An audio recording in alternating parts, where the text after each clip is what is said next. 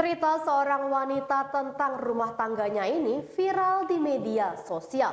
Pasalnya, wanita ini diceraikan 8 hari setelah menikah yang diduga karena alasan sepele.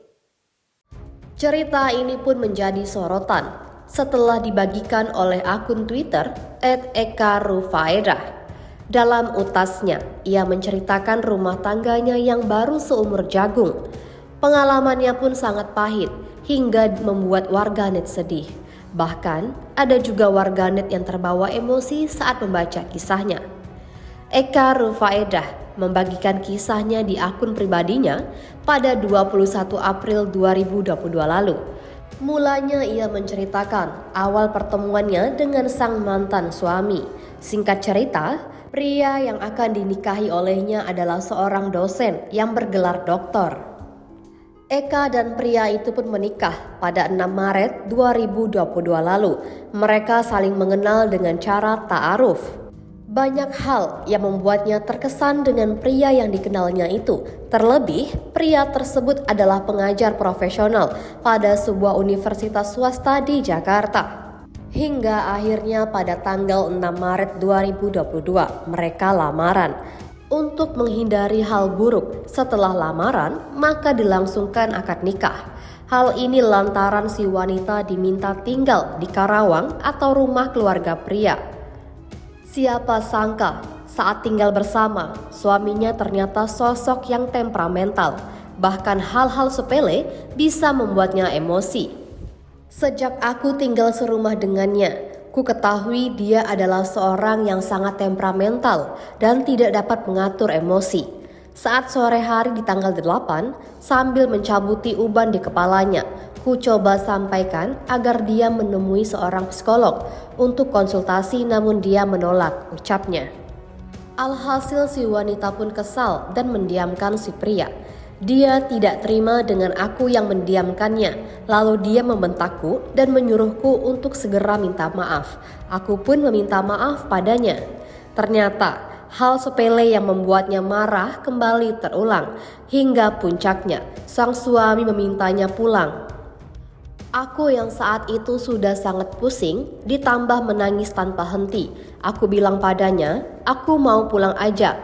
Capek dari awal satu rumah dibentak terus. Dan dia menjawab, sana pulang. Aku yang saat itu kondisinya masih menangis langsung ditenangkan oleh orang tuanya. Karena kondisi dia yang belum stabil, maka mertuaku meminta kami untuk pulang ke rumahnya. Di rumah mertua, ku sampaikan pada mertua aku ingin istirahat duluan dengan alasan agak lelah. Namun sebetulnya karena aku masih ingin menangis. Rasanya sakit hati sekali dibentak sedemikian rupa. Keesokan harinya, sekitar pukul 3 dini hari, yakni hari Minggu, saat itu aku baru selesai tahajud dan dia terbangun. Dia bilang padaku, katanya mau pulang. Mana? Masih aja ada di sini, ayo sana pulang. Saat itu si wanita pun hanya bisa menangis dan bertanya mengapa bisa menikah dengan pria seperti itu. Beberapa hari berjalan, namun semuanya masih terasa aneh dan menyedihkan. Sore harinya, di hari Selasa tanggal 15, ku putuskan untuk pulang ke rumah diantar oleh sahabatku. Ku minta pada sahabatku untuk menjelaskan apa yang terjadi padaku karena aku tak sanggup menyampaikannya pada kedua orang tuaku yakni Umi dan Bapak. Bapak yang mendengar itu sangat kecewa. Bapak memutuskan untuk mendatangi rumah dia dan orang tuanya. Lalu di malam harinya, kuhubungi dia, ku sampaikan terkait keinginan orang tuaku untuk bertemu dengan dia dan keluarganya. Namun dia keberatan, lebih tepatnya dia takut. Akhirnya mereka rujuk dan memilih melanjutkan pernikahan. Aku setuju untuk rujuk. Dia menyuruhku untuk segera pulang ke rumahnya. Aku pun pulang ke rumahnya tanpa dijemput. Kembali naik bis dengan membawa barang sangat banyak sendirian. Saat turun bis, aku sempat meminta dia untuk menjemputku. Ku coba mengirim pesan WhatsApp namun tidak dibalas.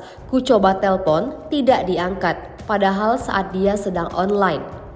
Di malam hari, Eka memberanikan diri membuka HP sang suami. Namun hatinya dibuat runtuh saat membaca pesan sang suami pada adiknya. Males gua tahu si Eka balik lagi ke sini, jijik. Hatinya semakin hancur saat melihat suaminya berfoto dengan mahasiswanya.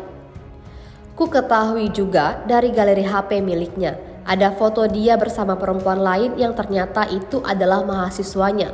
Foto berpelukan, foto cium pipi, dan foto lainnya, tutur Eka. Dan pada esok harinya, tepatnya pada tanggal 17, sang suami mengajaknya menemui notaris dan menandatangani surat pisah harta.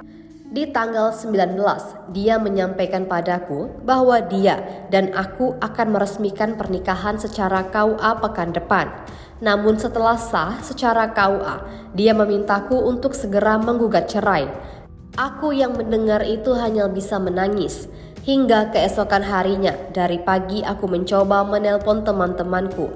Aku butuh tempat bicara. Dia yang mengetahui hal itu marah padaku. Lalu dia menyuruhku untuk berkemas, dia tidak ingin melihatku di rumahnya. Sedih rasanya, nasib pernikahanku seperti ini dan tidak pernah terbayang sama sekali sebelumnya. Dia pun memintaku untuk tidak menceritakan apa yang terjadi pada orang lain, dan jika aku tetap menceritakannya, dia akan membawa hal ini ke ranah hukum. Cerita Eka. Tribuners, untuk mengetahui informasi lebih detailnya, Anda dapat menyaksikan di YouTube Tribun Pontianak.